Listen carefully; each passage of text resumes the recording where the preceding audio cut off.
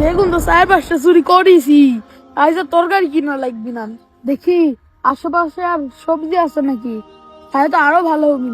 বউ তো আমার পুর আজকে খুব খুশি হবে, কারণ আমার পকেট থেকে আজকে একটাও যাচ্ছে না। এই টাকা দিয়ে বউয়ের জন্য আজকে একটা শাড়ি কিনে নিয়ে যাব। চুরি বিদ্যা মহাবিদ্যা, যদি না পড়া ধরা। যাই, বেগুন গুনা নিয়ে বাসায় যাই। ওই জি ভাই বলেন। এই ছেলে, তুমি আমার বেগুন মাঠে কি করছো?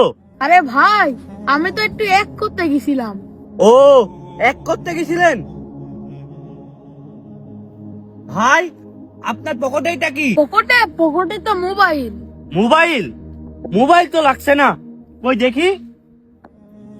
আরে ভাই, তুমি আমার বউয়ের বেগুন চুরি করেছো? না, আমি তো চুরি করিনি, এটা আমি পড়ে পেলাম। পড়ে পাইলেন মানে? এটা তো দেখা যাচ্ছে ছিঁড়া।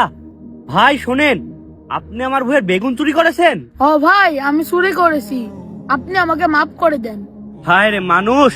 ভাই শোনেন, যেহেতু আপনি চুরি করেছেন, আমাকে আপনি আগেই বলতে পারতেন।